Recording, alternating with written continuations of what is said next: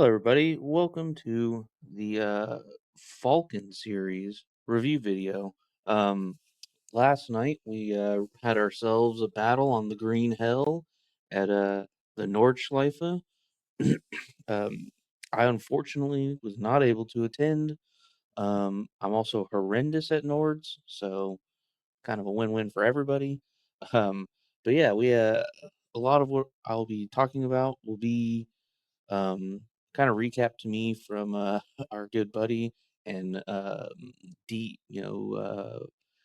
photo editor Mark Foley. So yeah, we it was a pretty decent turnout. I think there was like 20 something people, 24 people. I think we had 10 P3s and which is a raise I think from last week in Mexico, and 14 GT4s, which is a little bit of a decrease.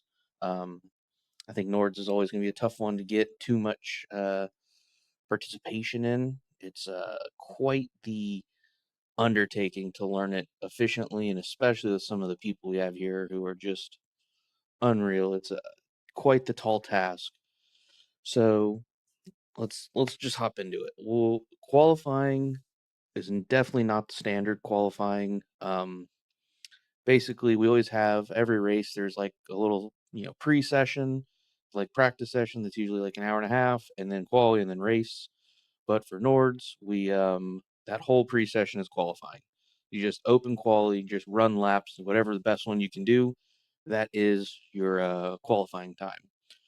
So a lot of the fast laps were set apparently early on before too much traffic, before the track rubbered in too much.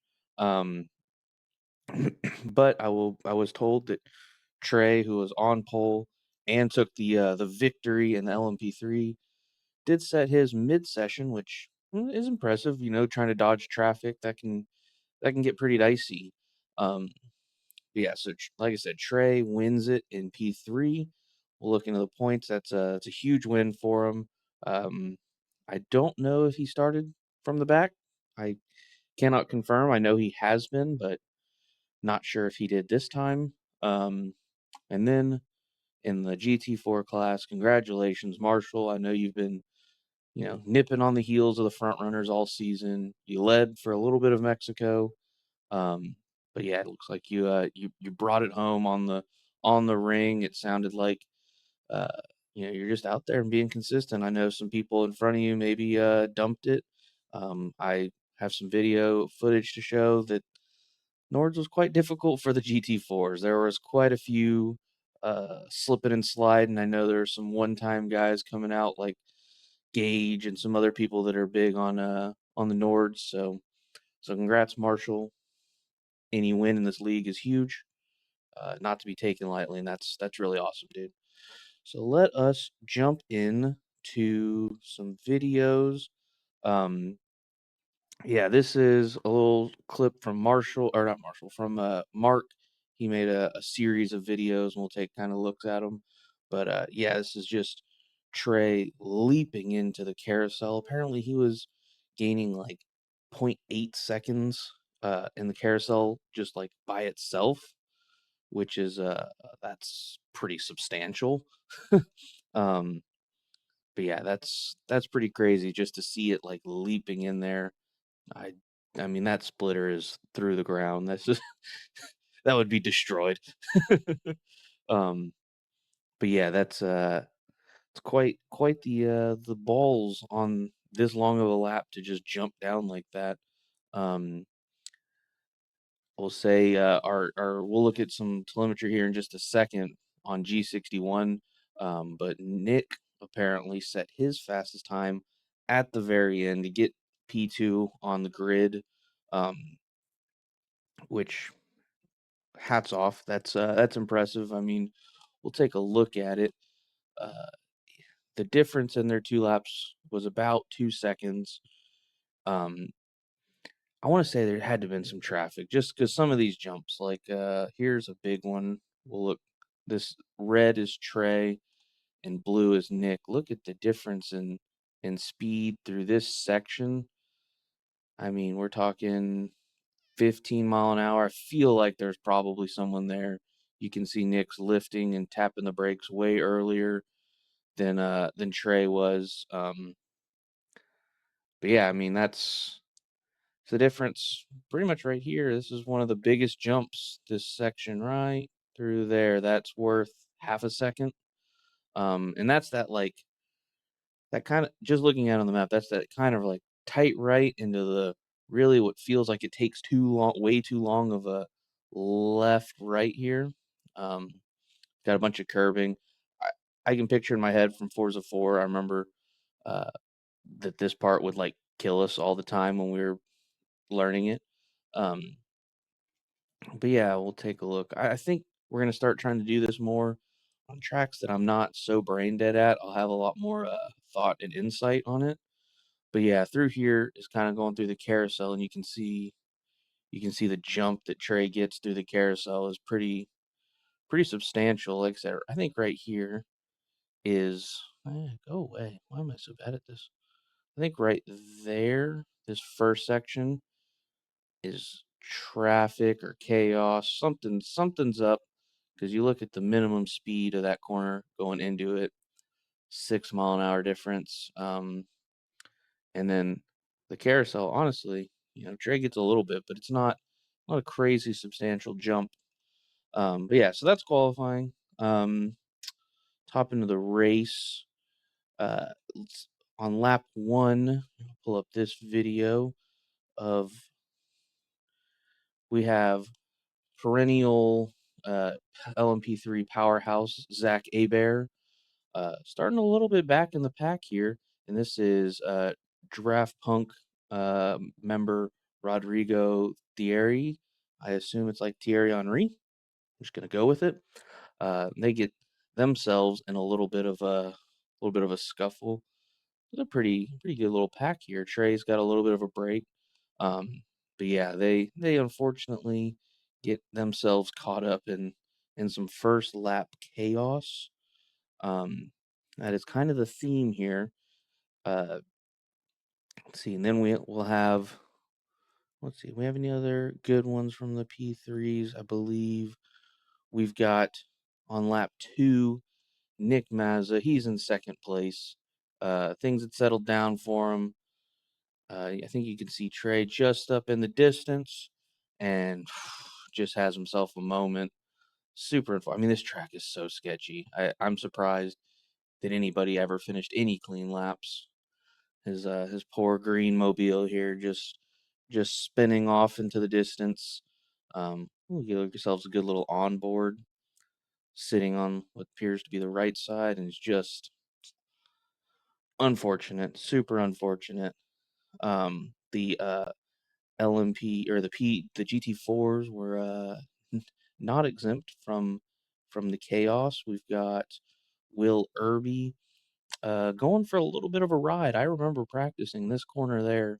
That's like you got fluke plows or whatever, the like really light one, and a couple of like really fast lefts. And like in a GT3, I think that's flat or near flat, and the GT4s, it is not.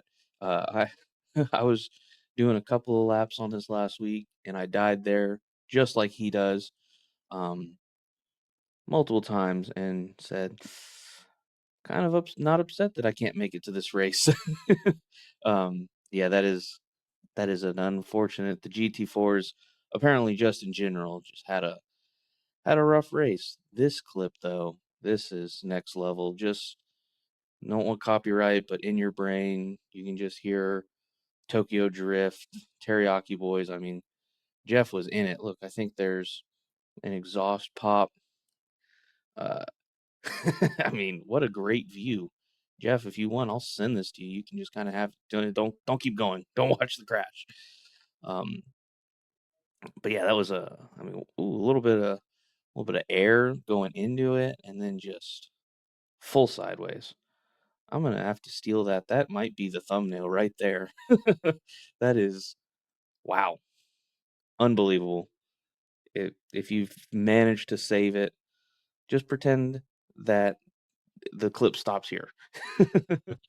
And then the last GT4 death we have, Varun. He was leading here, had the lead, and we'll see. Is this YouTube corner? I might be wrong. I don't know. Maybe it is. I feel like that it is. But yeah, just a full loop in the lead, and there goes Marshall to take the lead and take the victory. Yeah, I think that right up there is where they all hang out, and that camera's always watching them. Um, I'm probably stupid, but yeah, that's very unfortunate. But I mean, I'm happy people came out and had themselves a good time on the green hell. I know that there's a large proponent of people that is like the end all be all of racing. Everyone loves it, and some of us do not. So we'll hop into the points here. Current leader in the LMP3 class is Nick Mazza, SimCity Racing. Um, he's got himself not that great of a cushion, 64 points. That's pretty easy to make up. Um, these points actually are not. I don't think these are right because it's. Oh yeah. Hold on, no, it's right. Nick crashed out. Uh, Trey, with a couple of big weeks in a row, including this win, has really put himself in contention here. Just a mere 9 points off second. 70 points off of first. He's already taken a 0 for his drop week, so he can't miss another race. But he's definitely keeping the front runners there honest. Um, a rough one for Peter. He slips back a little bit here, but never can count him out. Defending champion. Where is? Am I blind? Oh, he's second. Defending champion really had himself a rough first week and kind of turned it around the past two. Is trying to keep newcomer to the league or to the series, Nick, on his toes. So I'm interested to see. I think we have Brands Hatch in the wet, so we'll see how these P3 drivers handle the rain. Zach's got so much experience in this car. I assume he'll probably be just lightning fast. Um, Come down to the GT4s, defending champ Chris Chitterling still has a solid 60-point lead himself over Marshall, who just got himself his first win. Um, and then Varun, I mean, in third, 100 points back. He had a possible win, slipped through his fingers, still had a solid points haul. Um, Now here's where it's confusing because I think there's two marks on this list. There are two marks. So if we take this 350 and add it here, he gets an extra 14 points because it would be 350 and 350 or 344. So he gets a lot of points. That's six 350, 344. That's 694 minus 34, 670, right? No, 650-ish. Basically, him and Varun's are really close if you add his points up here. I don't know why that happened. He's both in 16th and 4th. Impressive. Very impressive to be in two spots at once. Um, but yeah, we had a couple of one-off people show up. That's fun. 16th place Mark Foley, one-off. Uh, James came in 275. That's a solid points haul. Gage, a couple of people who qualified but didn't race. Oh, I think Angel has a broken brake pedal. But yeah, overall, our defending champs are still either with a lead or right there battling. Um, yeah, it's an exciting season. I think brands will have a lot more people. I know it's in the wet, but it's a track that's a little bit more manageable. We'll hop over to the team championships. We've got Still in first, yours truly, and Austin in Valhalla D's Nuts. Um, on a week where only one of us showed up, seemed like that was a pretty constant. So not any real loss there. And we still have the the overall lead, but that's not taking in drop weeks yet. And we got a pretty good low week to drop, so we'll see. Our number will go down less than some of these others. um, so yeah, hopefully we can bring it back round 4 and put a commanding number out.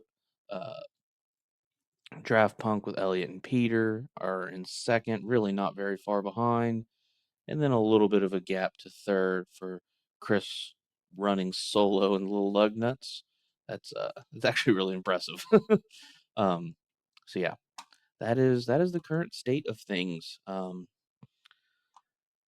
think it's been a solid second season. Had some good battles. A little bit of a lighter turnout, a couple of rounds, different ways each time. I feel like, which is strange, but yeah, I think it should be a good round next time we're out at Brands Hatch in the rain. Probably worth extra points. Don't quote me on that. Usually rain races are to get people to come to them. So yeah, we will see y'all in 2 weeks at Brands Hatch. As far as the league, Broken Wing Racing League goes, tonight, Bristol in the dirt at for ARCA. V's and Rays tomorrow at Le Mans. Not Le Mans, holy crap. Petite Le Mans, Road Atlanta. uh, F4s Friday, somewhere. Still don't know. Uh, and then Sunday, GT3s are at Algarve. So that'll be a time. I think it'll be a good time. I think I've seen people putting some laps in, so definitely excited for that. Think it'll be a solid race week, and we'll see y'all back here on Monday breaking down the main series and in the sprint, the GT3 sprint. So have a good weekend, y'all.